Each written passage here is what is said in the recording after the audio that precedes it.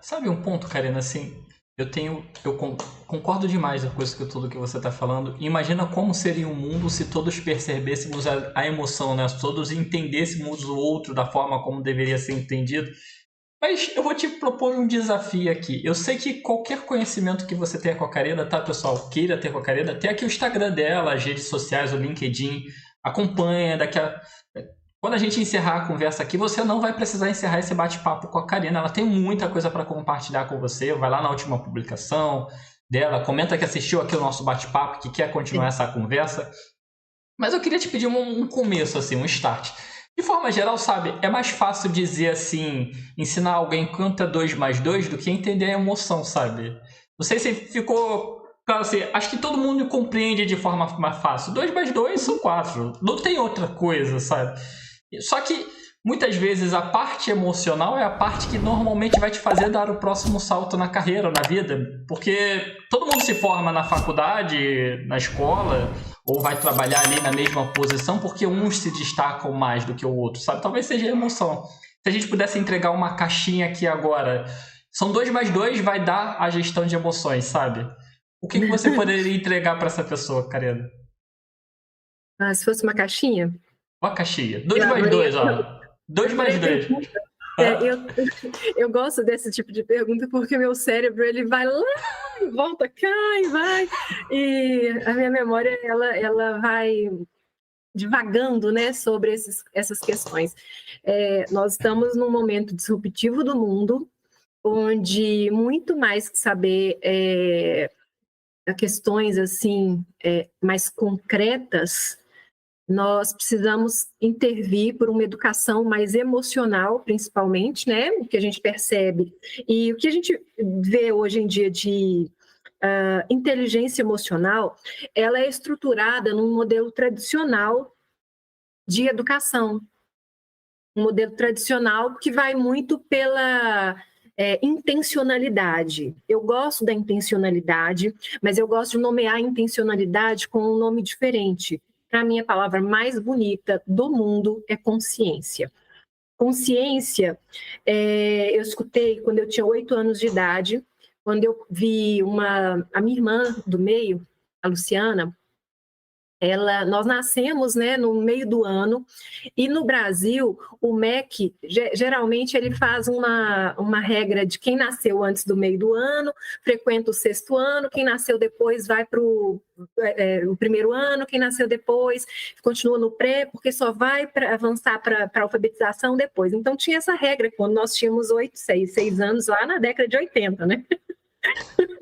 E aí ela foi, a diretora da escola falou, faz um teste com ela, para minha mãe, né? Faz um teste com ela para ver se ela pode avançar. Porque aí ela, ao invés de voltar para, né, ela avança. E a minha irmã fez esse teste com uma psicóloga, eu fui, e me agradou muito, eu vendo aquela psicóloga, né? Então, assim, eu decidi ali, eu quero ser isso. Eu quero fazer isso com as pessoas, eu quero fazer um teste desse, aplicar um teste desse.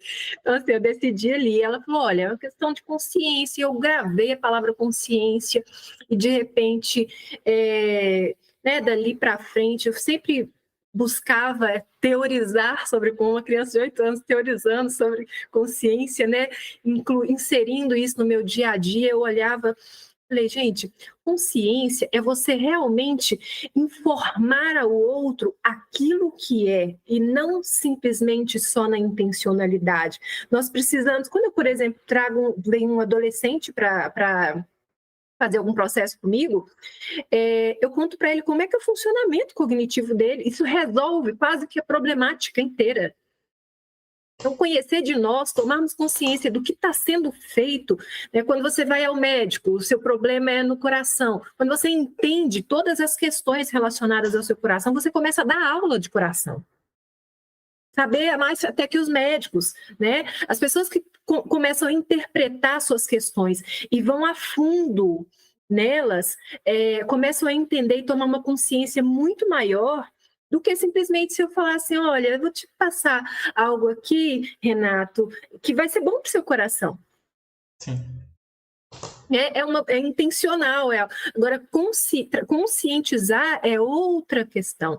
É mais demorado, é mais elaborado, é mais cognitivo, e muitas vezes os seres humanos não têm tempo. Então, assim, o grande déficit humano é a falta de tempo, é a falta de tempo para educar, é a falta de tempo para criar, é a falta de tempo para brincar, sentar, brincar, é a falta de tempo para poder realmente ter um trabalho ali que tenha que seja feito com qualidade, não estratosfericamente com quantidade. Então, tudo isso é uma revisão momentânea que o mundo precisa passar, né? No entanto, as emoções, elas precisam ser tratadas de forma consciente desde que o indivíduo nasce, né? Olha, o que você está sentindo aí é ciúme. Você sabe o que é o ciúme? Conta para mim, como que você sente isso? Nomeia, porque nomear, você sabe que existe uma roda, né, das emoções, e eu vou pedir 1000 perdões aqui, mas que eu me esqueci o nome do psicólogo que desenvolveu essa roda das emoções. Mas me pergunta lá no meu direct, onde vocês quiserem que eu passo para vocês. E ele nomeia as nossas principais emoções, as básicas, né? O nojo, o medo, a tristeza, a alegria, então por aí. E aí ele fala o seguinte: depois disso nós vamos aprimorar o conhecimento das nossas emoções. Então o que a gente entende, por exemplo, por alegria, que pode ser algo que pode ser, né, bem aprimorado, assim, a felicidade, ou outras surpresas felizes, surpresas, né, que podem surpreender. Uma criança não consegue nomear. Ela vai falar: eu estou feliz, eu estou alegre, estou triste. Então, assim, quanto maior e mais cognitivo, mais onde ele consegue criar a experiência junto com o conhecimento e transformar aquilo realmente, associar isso, mais ele nomeia e aprimora as emoções. Então, nós somos primários quando a gente nasce, mas nada nos impede de entender o que é estar triste, o que é estar com raiva. Por isso que faz a birra, por isso que tem o ciúme, por isso que, né? Então, tudo isso a gente pode intervir trazendo a consciência, né? Trazendo intencionalmente e tornando aquilo consciente para que as pessoas percebam que essas emoções são isso, que você não controla a emoção, que você controla o comportamento. Ok, tem raiva, mas não precisa deitar no chão, gritar. Eu entendo a sua raiva, né? Não que seja errado, né? Porque às vezes a gente só quer chorar mesmo, a gente só quer gritar mesmo, só quer se debater, e não, né? E cada um tem seu momento. Mas quando a gente entende isso, nós vamos nos regulando muito mais facilmente. Eu te compartilhar assim, cara, lendo a resposta, porque eu acho que se você pegou aqui esse pedacinho da conversa, quem estiver acompanhando a gente. E, bom, tentar aplicar não só na empresa, né? Da empresa, da vida, da família, dos relacionamentos. E, assim, antes até de trazer aqui mais um ponto, eu queria ter conversado com essa menina de 8 anos que estava ali em busca de consciência. Imagina os coleguinhas na pracinha, brincando, jogando bola, brincando com as bonecas, e a Karina pensando na consciência.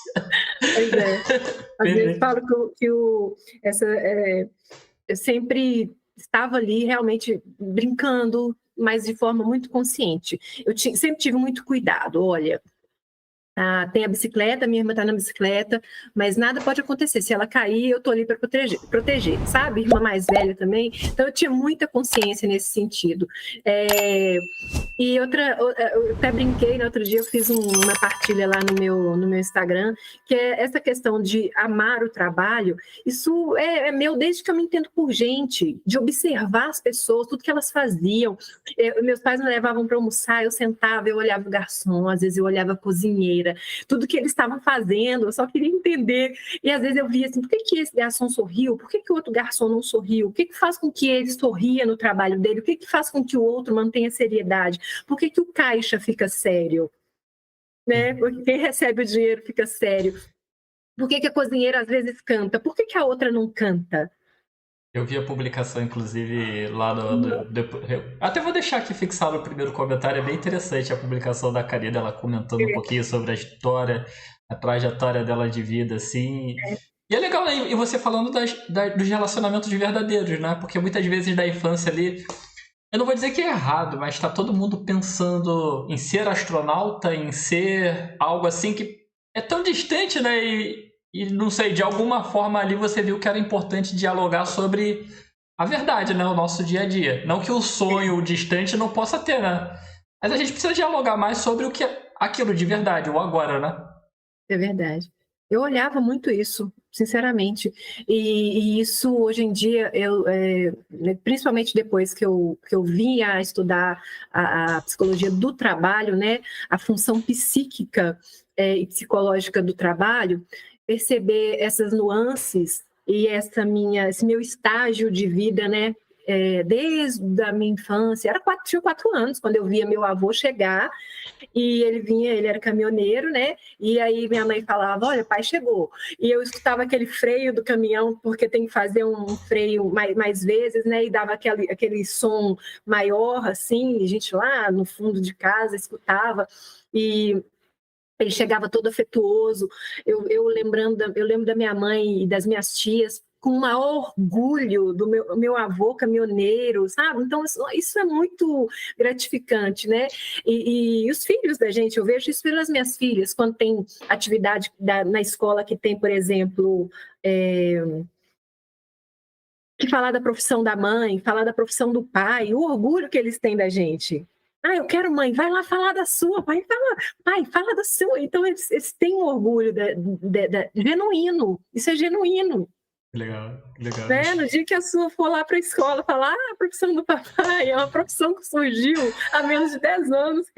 A verdade, você falando, eu tava pensando isso na mesma hora. Na mesma hora. Olha aí, tô feliz aqui com a nossa conversa. Tô quase pensando em mudar o tema aqui, o título da nossa conversa para 2+2, tá? 2+2. Porque, sabe, eu penso muito nisso, Karina, que o próximo passo dos profissionais que trabalham desenvolvimento pessoal para a vida e para empresas tem que ser o 2+2, sabe? A mensagem bonita é importante, sabe? Mas eu acho que as pessoas precisam entender mais do que só a mensagem bonita. E eu acho que as suas respostas foram isso. É assim que você pode aplicar isso na sua vida de trabalho e na vida, né? Acho que isso é o mais importante no fim das contas, né, cara? Eu acho que a gente pode prevalecer, não tem um prevalente. Vamos pegar um contexto de aprendizagem, só para a gente ver a importância de trazer o abstrato para o concreto e o concreto para o abstrato. Vou te dar um exemplo real também. Quando a gente fala de praia, o que a gente fala? De praia do Brasil, né? Porque aqui em Portugal é diferente. Mas no Brasil, a gente vai à praia, por exemplo, no Nordeste, e a gente passam por nós vários vendedores ambulantes. Não é isso? Sim. E aí tem aquele menino, aquela criança, às vezes, né? 8, 10, 12 anos, eles passam por nós vendendo um queijinho coalho ali na beira da praia, né? Imagina. E aí você pega essa criança e você coloca nas mãos dela R$50 para pagar um queijo coalho de R$8,90. Só um exemplo aleatório aqui. Ele sabe te devolver o troco certinho. Tá? Isso é o concreto. Então, o que acontece? Ele tem essa experiência de pegar o valor nas mãos, de dentro da cabecinha dele, fazer essa conta e devolver o troco certinho.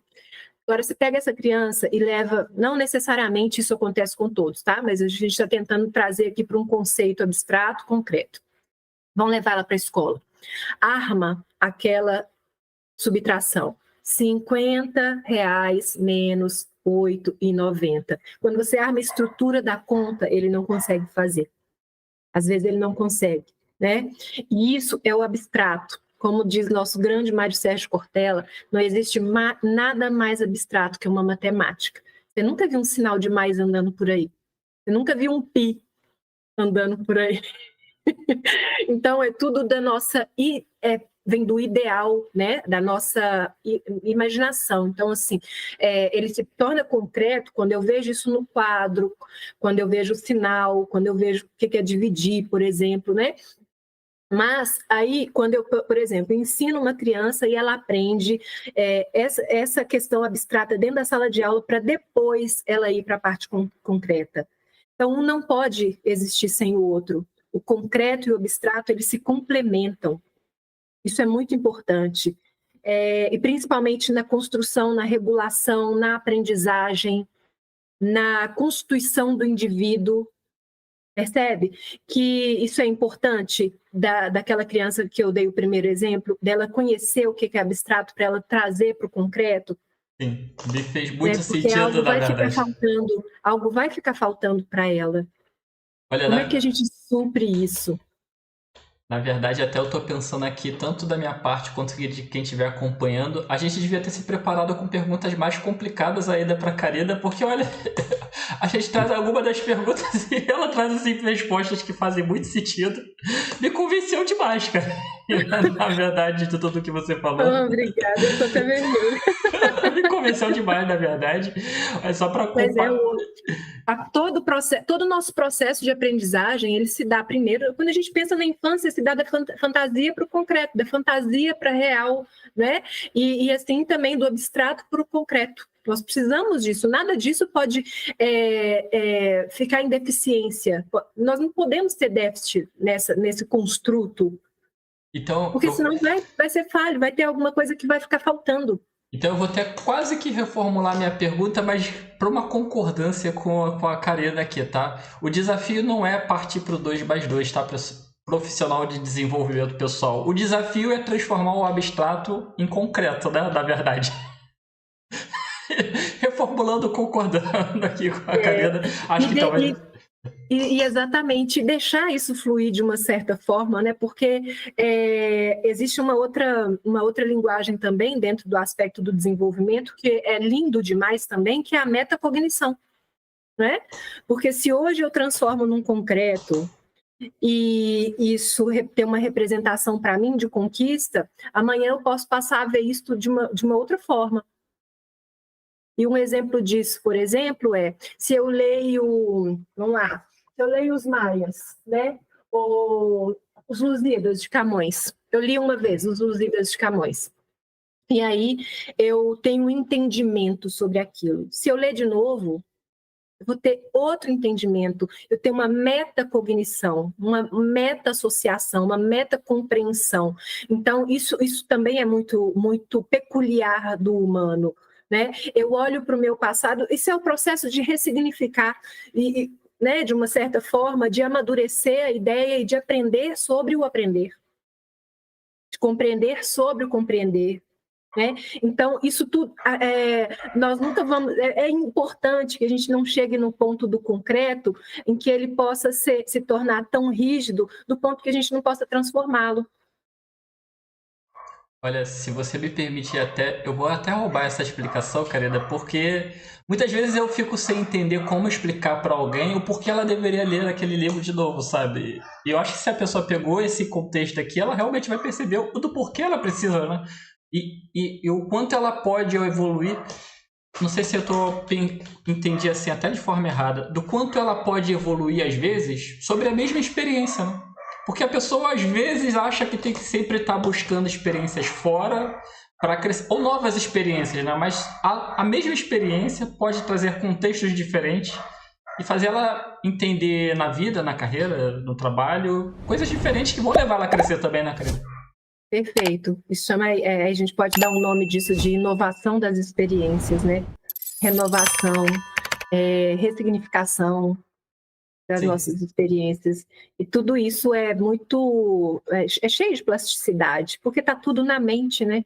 Tudo é mental, tudo é psíquico, é uma estrutura, né? A gente costuma chamar dentro da psicologia da estrutura psíquica, e ela tem uma estrutura, então, mas ela é maleável, ela precisa ser ela é moldada ao longo da vida, mas ela precisa ser reformulada, né?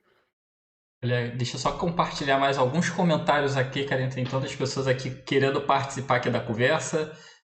A Sara compartilhou também aqui que existem tipos de liderança, a boa escuta é a positiva. Deixa eu ver aqui, essa parte aqui ela trouxe exatamente por isso que ressaltei com a parte de ser padrão. Tem muito a ver com de pessoas são acompanhadas na infância e adolescência em relação ao que falava ser padrão.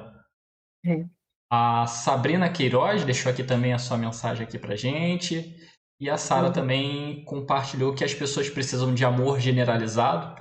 Tudo aquilo que está a ser dito aqui precisam sentirem livres e ter costumes e consciência que tudo aquilo que é feito com amor, empatia e felicidade. Perfeito. Sara, obrigado pela contribuição. Dá e gera resultado. Ela falou aqui Plutnik, não sei se é esse o ponto que você queria trazer, Karina, há um tempo aqui. Repete para mim, que eu não consegui perceber a última palavra. Ela trouxe aqui uma palavra Plutik, não sei se era alguma referência ao psicólogo que você tinha citado. Se não for, me perdoa, Sara, se eu não entendi. Se você quiser até contribuir aqui para complementar. Aqui a Sara também trouxe aqui, grata, Karina, essa última informação foi linda. E foi mesmo. Obrigada, Sara. Obrigada.